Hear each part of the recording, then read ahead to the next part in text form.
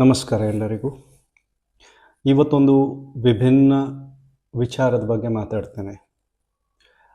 ಆಸ್ತಿಕತೆಯೋ ನಾಸ್ತಿಕತೆಯೋ? ಹಲವು ಬಾರಿ ನನ್ನ ಹತ್ರ ಕೆಲವು ಜನ ಹೇಳಿದ್ದಾರೆ, ನೋಡಿ ಕೃಷ್ಣ ಅವರೇ, ನಾನು ನಾಸ್ತಿಕ, ನಾನು ಆಸ್ತಿಕ ಅಲ್ಲ. ನನಗೆ ಈ ದೇವರು, ಈ ಹೋಮ ಹವನಗಳು ಇದರ ಬಗ್ಗೆ ಎಲ್ಲ ನಂಬಿಕೆ ಇಲ್ಲ, ಜ್ಯೋತಿಷ್ಯದ ಬಗ್ಗೆ ನಂಬಿಕೆ ಇಲ್ಲ, ನಾನು ನಾಸ್ತಿಕ. ನಾನು ಅವರಿಗೆ ಹೇಳಿದಂಥ ವಿಷಯ ಇದು. ನೋಡಿ, ನೀವು ನಾಸ್ತಿಕರೇ ಆಗಿ ಅಥವಾ ಆಸ್ತಿಕರೇ ಆಗಿ ಅದರಲ್ಲಿ ಡೆಪ್ತ್ ಇರಬೇಕು. ಸುಮ್ಮನೆ ಕೆಲವು ಶಾಲು ನಂಬಿಕೆಗಳ ಆಧಾರದ ಮೇಲೆ ಆಸ್ತಿಕ ಆದರೂ ಪ್ರಯೋಜನ ಇಲ್ಲ, ನಾಸ್ತಿಕ ಆದರೂ ಪ್ರಯೋಜನ ಇಲ್ಲ. ಅದು ನಮ್ಮನ್ನು ಹೆಚ್ಚು ದೂರ ಕೊಂಡೊಯ್ಯುವುದಿಲ್ಲ. ಅಂದರೆ ಕೆಲವರು ಆಸ್ತಿಕರಿದ್ದಾರೆ, ಅವರ ಆಸ್ತಿಕತೆ ಹೇಗೆ ಅಂತ ಹೇಳಿದರೆ, ದೇವಸ್ಥಾನ ಎದುರು ಹೋದರೆ ಒಂದು ನಮಸ್ಕಾರ ಮಾಡೋದು, ಅಡ್ಡ ಬೀಳೋದು.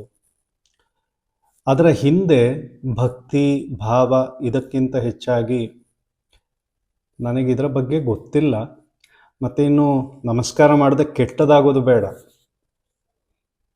ಮತ್ತು ನಮಸ್ಕಾರ ಮಾಡಲಿಕ್ಕೆ ಹೆಚ್ಚಂತ ಕೆಲಸ ಇಲ್ವಲ್ಲ, ನಮಸ್ಕಾರ ಮಾಡಿಬಿಡುವ ಅಂತ ನಮಸ್ಕಾರ ಮಾಡ್ತಾರೆ.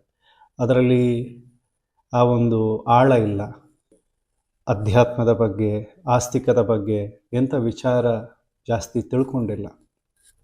ಈಗ ಆ ರೀತಿಯ ಆಸ್ತಿಕತೆ ಎಂಥ ಪ್ರಯೋಜನ? ಅದು ನಮ್ಮನ್ನು ಎಲ್ಲಿಗೆ ಕೊಂಡೊಯ್ತದೆ? ಎಲ್ಲಿಗೂ ಕೊಂಡೊಯ್ಯುವುದಿಲ್ಲ. ಅದೇ ರೀತಿ ನಾಸ್ತಿಕತೆಯು ಕೂಡ, ನಾನು ನಾಸ್ತಿಕ, ನಾನು ಇದೆಲ್ಲ ನಂಬುವುದಿಲ್ಲ ಅಂತ ಹೇಳ್ತಾರೆ. ಆದರೆ ಒಂದು ವಿಚಾರದ ಆಧಾರದ ಮೂಲಕ ಅವರಿಗೆ ನಾನು ಯಾಕೆ ನಾಸ್ತಿಕ ಅಂತ ಹೇಳಲಿಕ್ಕೂ ಆಗೋದಿಲ್ಲ. ನೀವು ನಾಸ್ತಿಕ ಆಗೋದಿದ್ದರೆ ತೊಂದರೆ ಇಲ್ಲ, ಆಗಿ. ಆದರೆ ಫುಲ್ಲು ಡೀಪಾಗಿ ನಾಸ್ತಿಕರಾಗಿ. ನಾನು ಯಾಕೆ ಇಷ್ಟು ಧೈರ್ಯದಲ್ಲಿ ಹೇಳ್ತಾ ಇದ್ದೀನಿ ಅಂತ ಹೇಳಿದರೆ, ನೀವು ಡೀಪಾಗಿ ನಾಸ್ತಿಕ ಆದರೂ ಕೊನೆಗೆ ಆಸ್ತಿಕತೆಗೆ ಬರ್ತೀರ. ಆದರೆ ಆ ಆಸ್ತಿಕತೆಯಲ್ಲಿ ಪವರ್ ಇರ್ತದೆ. ಈಗಿನ ಆಸ್ತಿಕತೆ ಆಗಲಿ ನಾಸ್ತಿಕತೆ ಆಗಲಿ ಅದು ನಪುಂಸಕ, ಅದರಲ್ಲಿ ಹೆಚ್ಚಂತ ಪವರ್ ಇಲ್ಲ.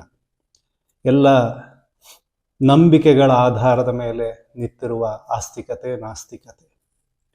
ನೋಡಿ, ನಂಬಿಕೆಗಳು ಯಾವಾಗ ಬೇಕಾದರೂ ಚೇಂಜ್ ಆಗ್ಬೋದು, ಆದರೆ ವಿಚಾರ ತಿಳ್ಕೊಂಡಾಗ ಅದು ಅನುಭವಕ್ಕೆ ತಿರುಗಿ ಸಾಕ್ಷಾತ್ಕಾರಗಳು ಆಗ್ತದೆ.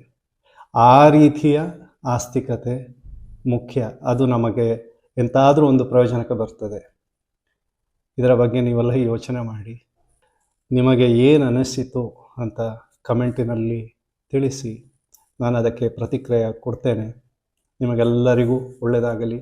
ಕೃಷ್ಣಾರ್ಪಣಮಸ್ತು.